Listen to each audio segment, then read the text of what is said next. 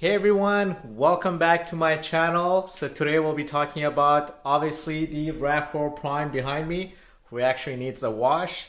But besides the wash itself, today we'll be talking about how do I charge the RAV4 Prime, what kind of charger I used, the installation I have at home, and also the different settings you can have in the infotainment or the gauge cluster, so you can set up the RAV4 Prime for different schedules and also the amperage itself.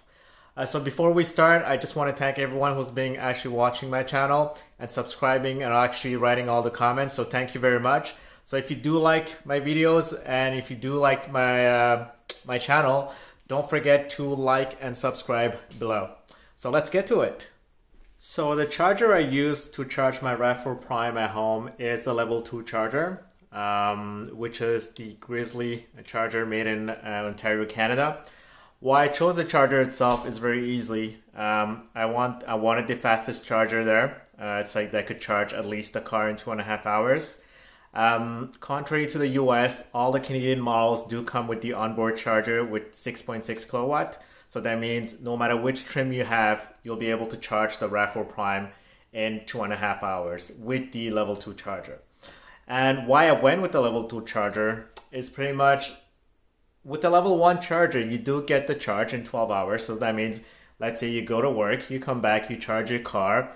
And if you're someone who doesn't need to go out, or you really have to go out, or you don't mind using the gas engine if you want to run errands after you come back from work, well, level 1 charger might be good for you.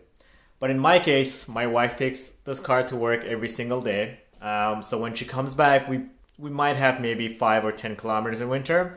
And sometimes just going out, somewhere far and coming back, and you have to go back out in a few hours, having a level 2 charger actually helps because, first of all, you charge your car much faster, and you're able to actually maximize the EV potential that it actually gives you without using gas. So since I bought the car in October, I think I've driven around 7,000, close to 8,000 kilometers. Actually, I'm due for service soon, the first service, which is at 8,000 kilometers. And I've put gas, I believe, 3 times, which is amazing. So most of the driving I try to do is in EV.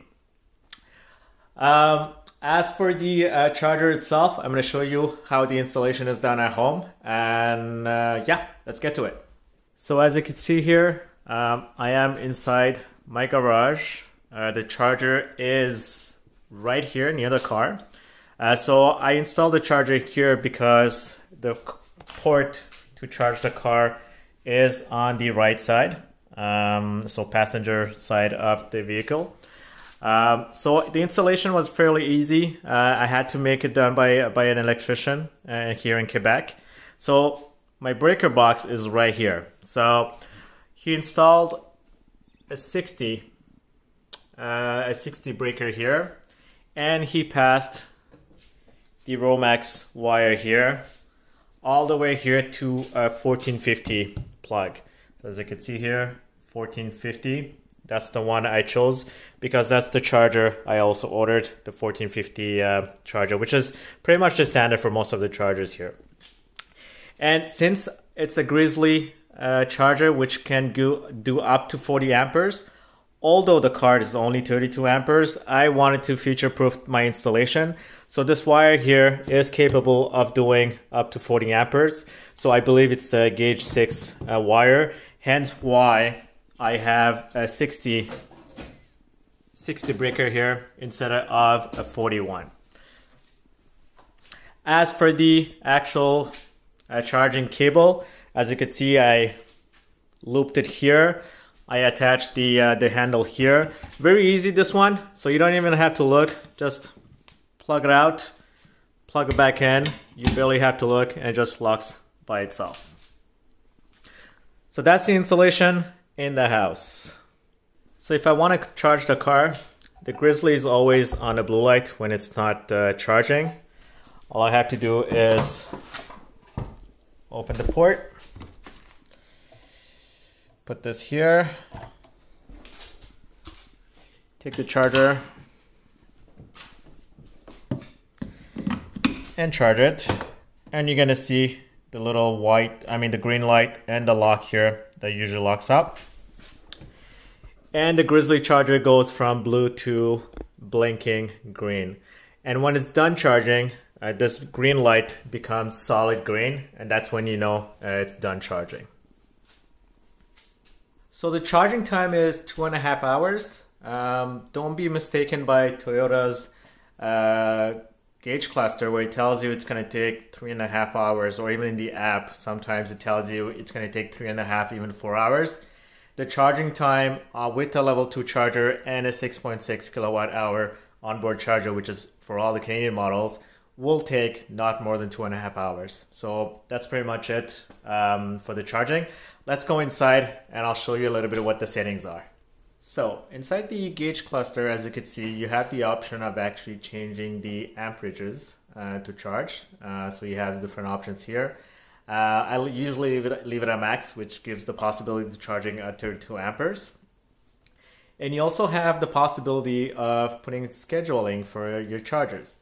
Here in Quebec, where I live, there's no advantage for me because let it charge at night or during the day, I'm paying the same price. But I do know there are some states or some provinces, depending on your hydro company, it might be advantageous for you to charge off-peak hours. So this is a possibility for you. So when you plug it in, depending on what kind of schedule you put in the car, you can charge it, let's say, between 4 a.m. and 6 a.m. so it could be ready for you to actually for work, and it might be cheaper for you. So that's one way of doing it with the car. Let's say you do have a smart charger. That's also a possibility where you can schedule charges through the actual charger itself. So you have to take into account that the scheduling can only be done inside the car. So the Toyota app does not allow you to actually schedule the chargers, except I believe just to start the car, the remote car climate start. That's the only thing you can schedule via the application.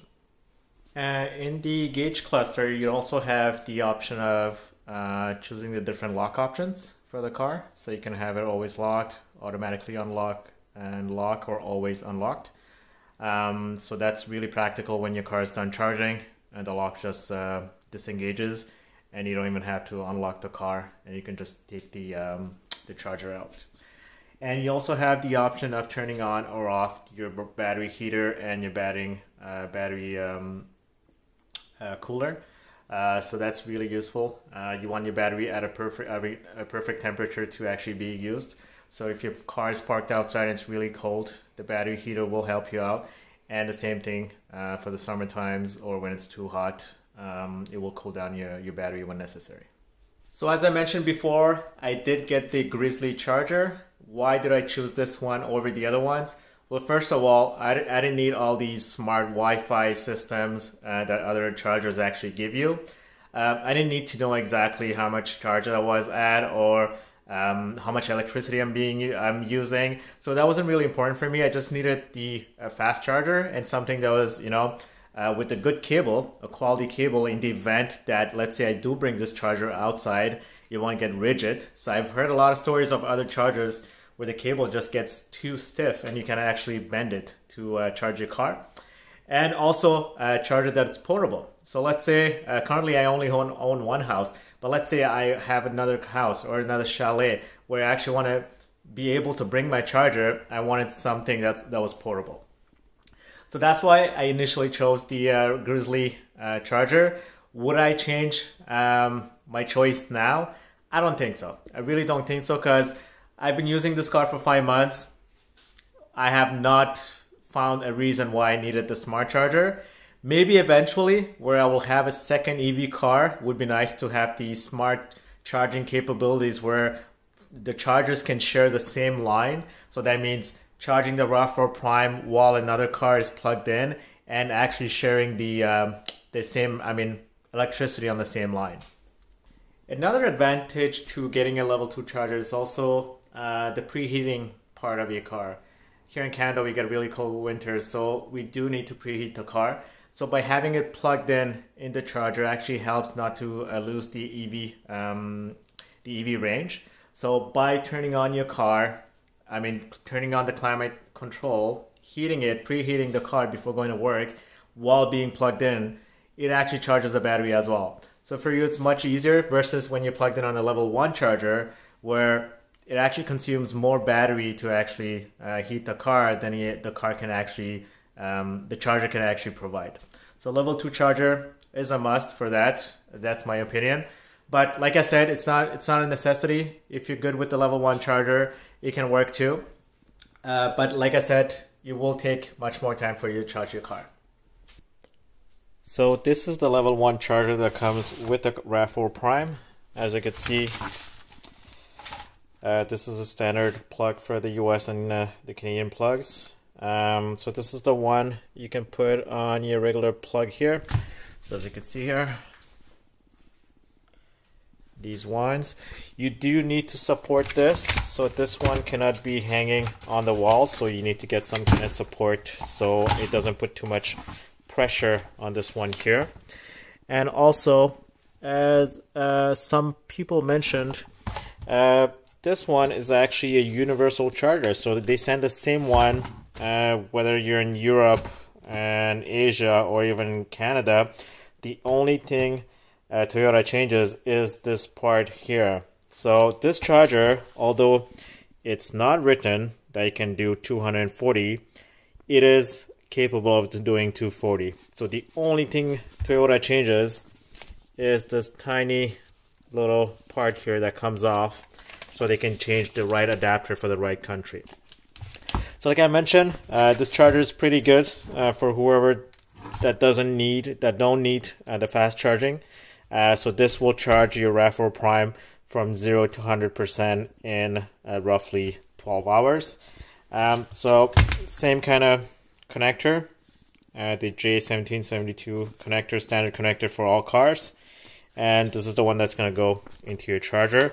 I usually keep this in the car just in case. Just in case I go somewhere where I don't have access to level 2 charger.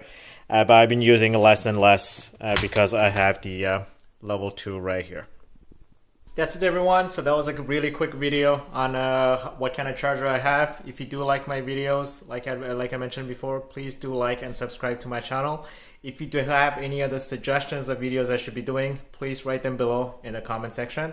And I'll see you next time.